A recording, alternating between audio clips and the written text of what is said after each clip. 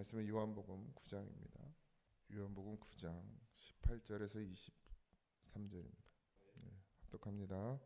유대인들이 그가 맹인으로 있다가 보게 된 것을 믿지 아니하고 그 부모를 불러 묻되 이는 너희 말에 맹인으로 났다 하는 너희 아들이냐?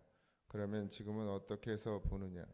그 부모가 대답하여 이르되 이 사람이 우리 아들인 것과 맹인으로 난 것을 아나이다.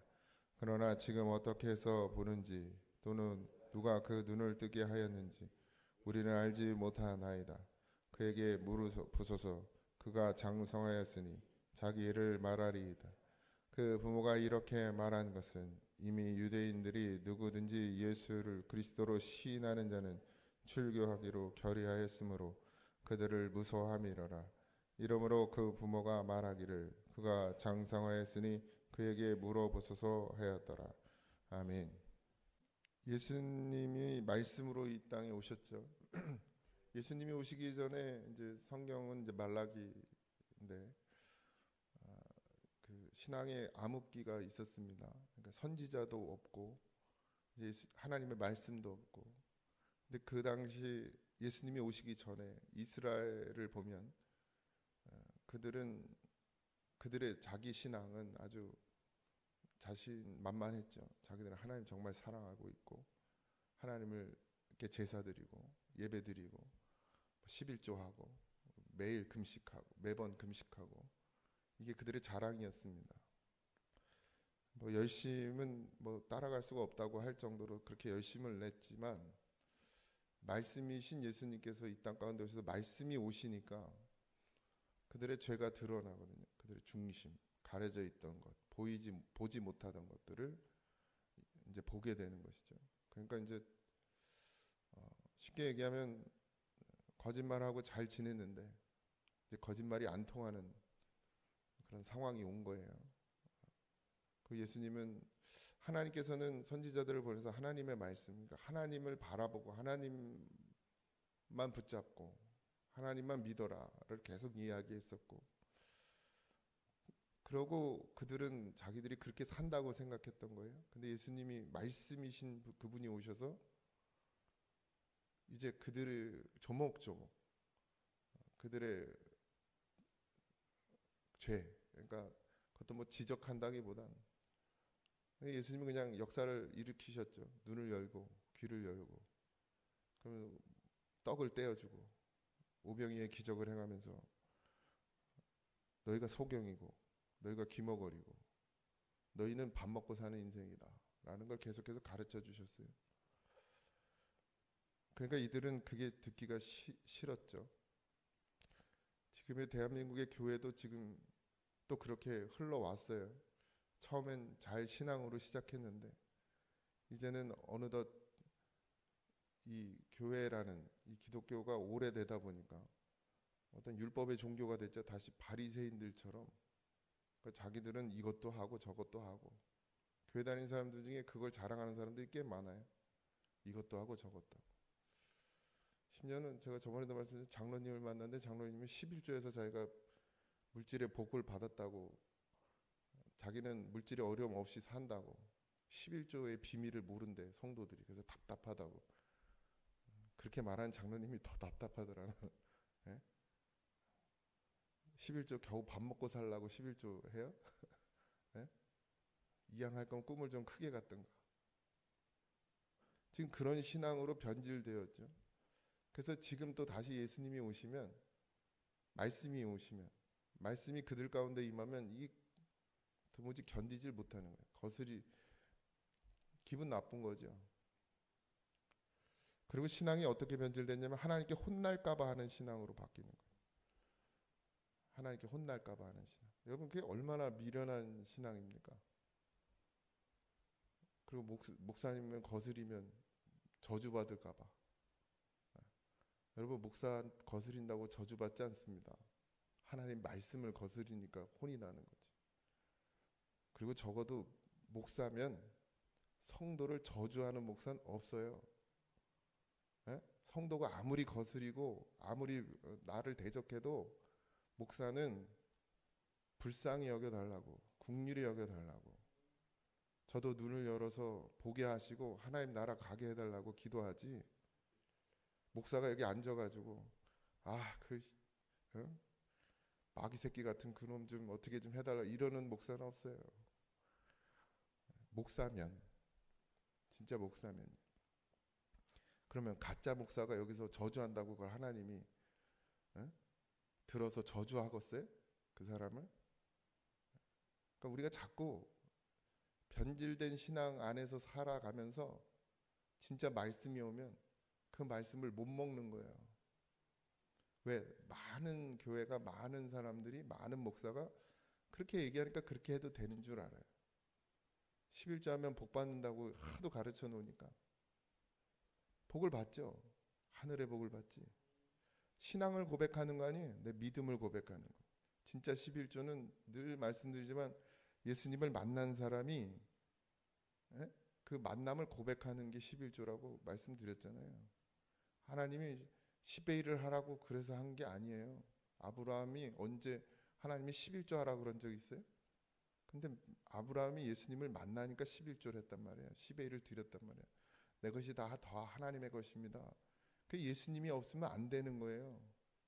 근데 하는 사람이 있거든. 예수님이 없는데도 하는 사람, 율법으로 하는 사람들이 있어요. 그게 바리새인이죠. 그걸 하나님이 기뻐하시느냐 이거예요. 만약에 바리새인들의 행위를 하나님이 기뻐했다면 예수님이 왜 말씀이 육신이 돼서 이 땅 가운데 오셔서 바리새인들하고 맨날 싸우고 있겠습니까? 만약에 하나님이 기뻐하시는 일이었다면. 근데 그렇지 않았죠. 우리도 좀 깨어 있으셔야 됩니다. 내 신앙이 다 옳다고 생각하는 순간 무너지는 거예요. 나는 옳지 않아요, 여러분. 우린 옳지 않습니다. 우린 진리가 없어요. 예수님이 우리 안에 계실 때만 진리요. 내가 그걸 입 밖으로 내는 순간 그건 거짓이 되는 겁니다. 내 신앙 자랑하지 마세요. 내 신앙 큰 소리 치지 마세요. 그냥 나보다 좀 신앙이 좀 거시기 하면 뭘 가르쳐 주려고 그러는데 그러지도 마세요. 입에서 나오는 순간 다 거짓말이요, 그건. 진리는 내 안에 있어요. 그래서 목사가 제일 저주받은 직업이에요. 어떻게 보면. 계속 말해야 되니까.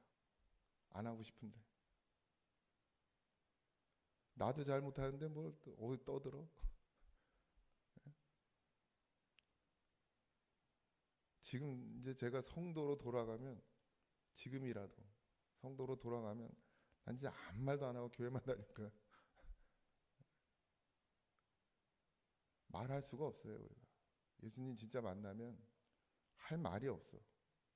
근데 목사다 보니까 가르쳐야 되기도 하고 알려줘야 되기도 하고 깨닫지 못하니까 같이 가야 하니까 때로는 말하죠.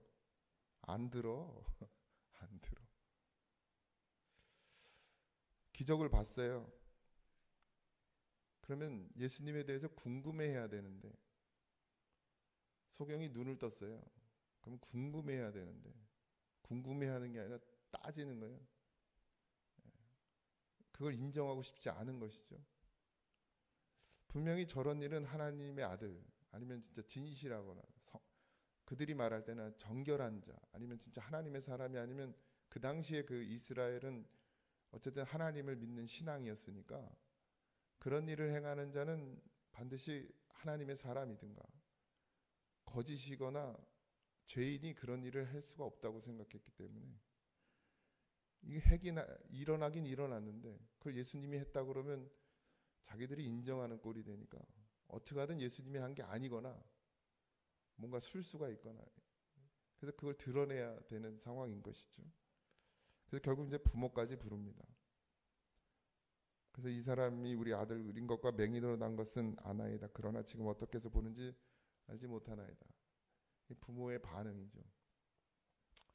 진리를 말해야 되는데 진리를 말하기가 두렵죠. 왜? 그거 말했다가는 같이 추방을 당하게 생겼거든요. 그 당시 이제 예수님을 따르던 자들에게 일어났던 불이익이 이제 그 사회에서 추방당하는 것이었습니다. 사회에서 그러니까 뭐 종교와 어떤 가정과 사회, 그러니까 나라가 다 묶여 있잖아요. 종교로. 그러다 보니까 이 개종을 한다는 것 지금도 그렇죠. 이슬람교는 개종을 한다는 것 자체가 이제 가족에게서도 버림당하고 사회에서도 버림당하는 그런 환경이란 말이죠. 근데 이 남자, 눈을 뜬 남자는 확고하잖아요. 이건 뭐 바뀔 수 없는 거예요. 그분이 나를 눈뜨게 했어요. 근데 부모는 또 달라요. 그러니까 말하고 싶지 않은 거죠. 자기들의 입으로는 말하고 싶지 않은 것이죠. 우리도 그런 일들이 있죠. 불의를 보지만 말 안 해요. 그러면서 시끄럽게 하기 싫어서 뭐 해서 그래서 말 안 해. 근데 누가 제일 목소리가 커요? 불의한 자가 목소리는 제일 커. 지금 여기 성경을 보세요. 누가 제일 목소리가 큰가? 예수님 말 안 해요. 그죠? 그리고 눈뜬 소경도 더 할 말이 없어. 그거 말고 그분이 나를 뜨게 해주셨다. 이거 말고는 할 말이 없어. 근데 이제 말이 많은 건 유대인들이었고, 그 다음에 변명하는 건 그 맹인의 부모였죠. 우리가 예수를 정말 제대로 믿으면 변명이 필요 없어요. 말이 필요 없어요. 억울한 것도 없어요. 그냥 누가 나 뭐라 하면 그냥 그런가 보다 하면 돼. 맞지 또. 누가 나 손가락질하고 저런 게 믿음이라고 이러면 맞잖아요. 우리가 무슨 믿음이 있어요? 정사님 욱하지 말고 누가 나한테 뭐라 그러면 예 맞습니다. 욱했다는 얘기가 아니고 그러지 말라. 내가 예수 믿는 사람이라고 말하면 되는데 내 아들 소경 맞았다. 그분 만나서 눈 뜬 건 맞다. 이렇게 말하면 되는데 그게 사실 쉽지 않죠. 인정한다는 게 쉬운 게 아닙니다, 여러분. 나를 인정한다는 것만큼 어려운 게 없어요. 왜? 자기를 제일 사랑하거든요. 결국 팔을 안으로 굽게 돼 있고 그 안으로 굽는 거에 가장 안에 있는 건 나예요. 나보다 남을 더 아끼는 사람은 없어요. 다 나를 더 아끼지. 그래서 결국에는 자식의 편에 서지 못하는 부모들의 모습을 봅니다. 책임을 미루죠. 진짜 예수의 사람은 책임지고 갑니다. 그 십자가죠. 예수님이 십자가에 달려 죽으셨어요. 우리는 예수의 사람이면 우리도 십자가에 달려 죽어야죠. 근데 그건 이론이고 진짜 실제 죽어지냔 말이에요. 안 죽어지니까 늘 문제 속에 살아가는 것입니다. 예수님이 우리에게 더 큰 믿음 주셔야 돼요. 우리의 힘으로는 되지 않으니까 주님께서 우리 안에서 그 길 걸어갈 수 있도록 힘 주셔야 걸어갈 수 있는 길이죠. 뭐 아무리 큰 소리치고 아무리 장담해도 소용없어요. 회피하지 마십시오. 뚫고 나가야지. 뭐 상황의 어려움을 그냥 난 모르겠다. 주님이 알아서 하시겠지. 이건 믿음이 아니고 포기야.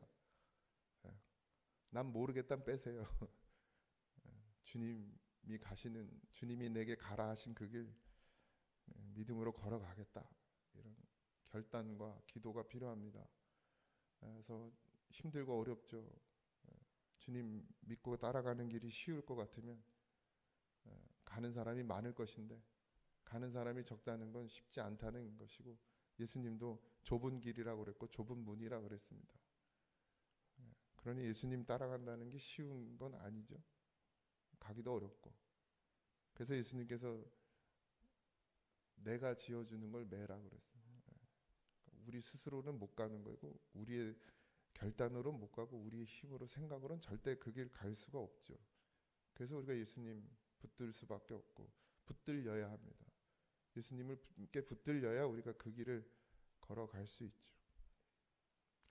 오늘도 우리는 늘 부인하고 삽니다. 싸우기 싫어서 다투기 싫어서 또 뭐 그냥 좋은 게 좋은 거니까. 저도 그럴 때가 많아요. 그냥 입 다물을 때가. 말해줘야 되는데 말해봐야 뻔하니까 말 안 하는. 그래도 말해야 되는데 말하면 또 싸우니까 싫어서. 선지자적 사명은 없나 봐 나는. 선지자들은 돌 맞으면서도 말했거든요. 하나님의 말씀을 전했어. 잘못된 길을 가면 잘못됐다고 얘기를 해줘야 된다. 구약은 그냥 하나님 말씀을 그냥 들리는 대로 전했죠. 그냥 입을 열어 전했어요. 예수님이 오시고 나서 예수님은 영적인 말씀으로 그들을 가르쳤습니다. 바울 사도 역시 마찬가지였어요. 바울 사도의 편지는 다 교회를 향한 바울의 신학을 담고 있죠. 신학이라고는 그렇지만 하나님의 마음을 담고 있어요. 그걸 지금 풀어낸 게 신학이죠. 결국 바울도 교회를 사랑하는 마음, 아끼는 마음, 그리고 하나님을 사랑하기 때문에 교회를 세워가기 위해서 그 편지를 잘 읽어보세요. 그럼 지금 우리에게 그대로 적용되는 교회의 문제, 그때 일어났던 교회의 문제나 지금 일어나는 교회의 문제나 다 똑같아요. 바울은 그걸 풀어가죠. 이렇게 가야 된다. 근데 결국 핵심은 뭐죠? 말씀이에요. 예수님께 붙들리면 사는 거죠. 예수님께서 오셔서 하신 일은 그것밖에 없어요. 예수님께 붙들리는 거, 예수님 바라보는 거, 예수님 따라가는 거. 근데 그걸 못하니까 결국 초대교회에도 자꾸 문제들이 생겼고 그 문제를 해결하기 위해서 바울이 편지를 쓰게 되는 것이. 그게 우리에게 지금 성경으로 온 것입니다. 지금도 여전히 교회에는 많은 문제가 있고 그 문제를 풀어 나가야 됩니다. 뭘로? 예수님으로. 그냥 말로가 아니고 설교를 아무리 해도 안 돼요. 각자가 예수님을 정말 만나야 돼요. 예수님께 꼭 붙들려야 됩니다. 그러지 않으면 이 문제는 영원히 해결될 수 없는 문제예요. 그래서 기독교는 아주 개인적이지만 또 공동체적이기도 합니다. 아주 지극히 개인적이에요. 다 각자 예수님을 만나야 돼요. 그리고 그 예수님을 만난 사람들이 모인 것이 사실 교회가 되어야 되죠. 그래서 공동체적이면서 아주 개인적이에요.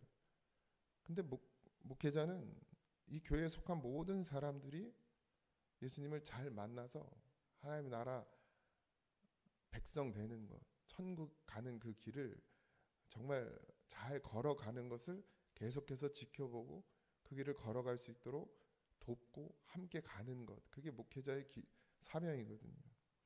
그러니까 때로는 잘못된 걸 보고 지적할 줄 알아야죠. 틀렸으면 틀렸다고 말해야 되는데 그게 사람의 말로는 안 되더라고요. 그래서 할 수 있는 거라고 그냥 여기서 주님이 주시는 감동으로 말하는 것뿐이죠. 저도 내려가면 별말 안 합니다. 말해도 안 들어. 진짜 마음을 모르죠.